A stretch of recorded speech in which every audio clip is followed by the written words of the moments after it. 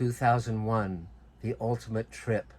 This is actually something I got today, which it's a promotional button for the movie 2001: A Space Odyssey that the studio put out in 1968. And it was because 2001 initially was not finding its audience, but then they started hearing that people were taking drugs, particularly LSD, and going to see 2001: A Space Odyssey because of the Stargate sequence and how trippy it was to watch it when you're on drugs. This was during the hippie era.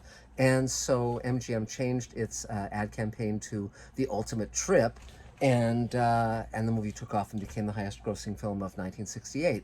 So the reason I mention this is because in 1968 something else happened that was equally mind-bending and hugely society-altering, and that was the premiere on Broadway of the musical Hair. Now, I haven't often talked about rock and roll, but there has been a very interesting intersection between rock and roll and science fiction ever since the 60s and even perhaps earlier. And I want to talk about it a little today because James Rado, the co-writer and co-lyricist and star of Hair, just passed away at 90. And Hair had a big influence on me, and I'll talk about that a little bit. But mainly, there were... Here, let me walk you through it. It's a fascinating story.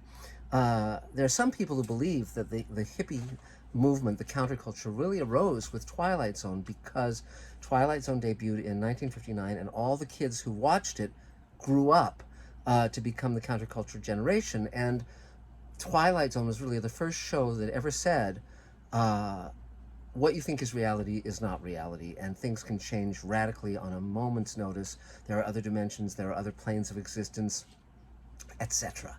And this was quite a revelation for many, many people, particularly kids.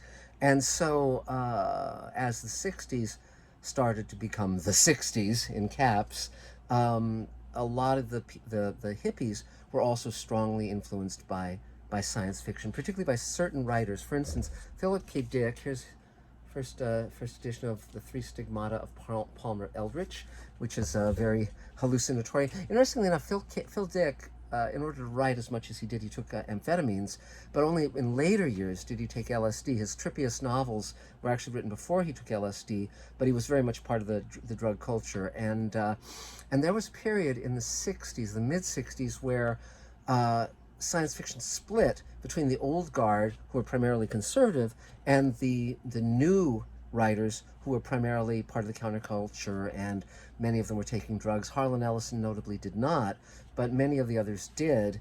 And so the writing of Theodore Sturgeon was very popular, the writing of, particularly of Robert Heinlein with Stranger in a Strange Land, and of course Frank Herbert's Dune.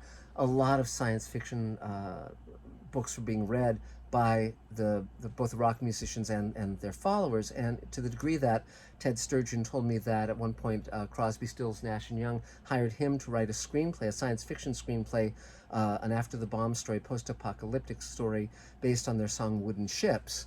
And there were many, many, many intersections. And you of course have David Bowie starring in The Man Who Fell to Earth, and of course, you know, having many references in his music, as did Elton John with his Major Tom, but James Rado is a particularly interesting story because when I was a kid, I got the soundtrack of Hair in '68, and my dad put it on the turntable. I would spend weekends with my father. My parents were divorced. I was raised by my mom. And he put headphones on me. It was the first time I'd ever listened to stereo music on headphones. And all of a sudden I closed my eyes and all of the cast were all around me. It was very immersive and very powerful, and I loved the music and I learned all the songs.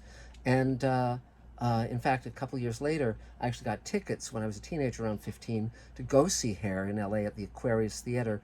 And at the last minute, my date's dad refused to let her go because there was nudity in the play. And my mom offered to go with me, but I didn't want my mom going with me to see Hair, and so I chickened out. I didn't want to go alone, and so I never actually saw the play.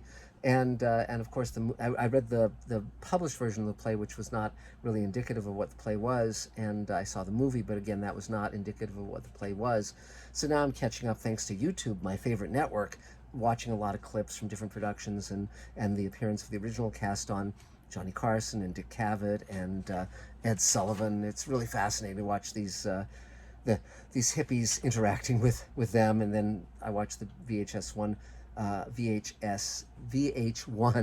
Behind the Music episode on the making of Hair. And it's fascinating because Jerome Ragni and James Rado were actors in New York, and they were sort of beatnik types, and they ultimately, in later years, it was revealed they were actually lovers, and they came up with this idea for doing a play about the hippies, and they found a composer who had never done musical theater. He was a jazz musician, and they found and they had off-Broadway performances that really didn't click, but then it moved to Broadway, and it was a huge hit there.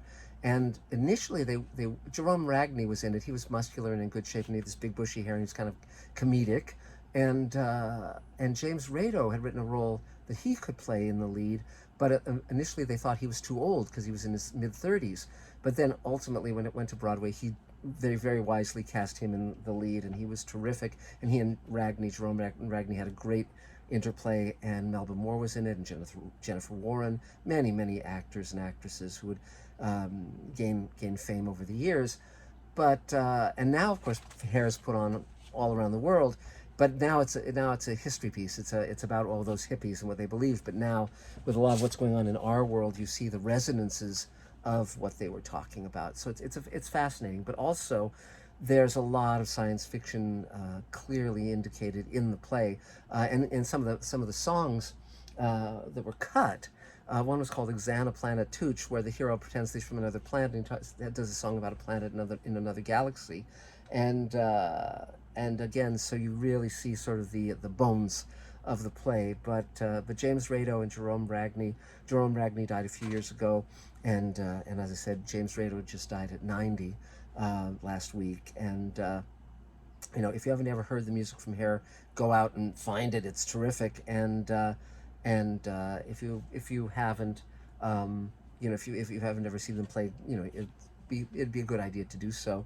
But it's interesting what a very rich period the late 50s through the 60s was for both the literature of science fiction, which came to major prominence during that decade, and the other arts that were inspired by it, and television, movies. That was really the decade when science fiction basically invaded all the other art forms, including rock music, including basically everything, so that we now live in this world so heavily inspired by Star Trek and 2001: A Space Odyssey, and onwards. So that's about it for now. Just wanted to share that little bit of insight with you. It's fascinating now. And Rado and Ragni never had another big hit again, but that one, fortunately, there are clips of it on YouTube. It's lovely to find these rarities so easily accessible just by doing a search. And again, they put their heart and soul in that movie, and into that play, and the exuberance in it, and the brilliance in it, and the variety from comedy to drama. It really captures what that time was about, and I'm very glad to have known so many people who were part of it and who were responsible for it, for that era, and for works that are being read and enjoyed to this day. So that's about it for now, but much more to come. The premiere of Space Command will be July 21st at the Chinese Theater. We're finishing the first 2 hours. We're shooting the 6th hour. Many things to come, many adventures. And that's about it. So we'll talk soon, guys. Bye.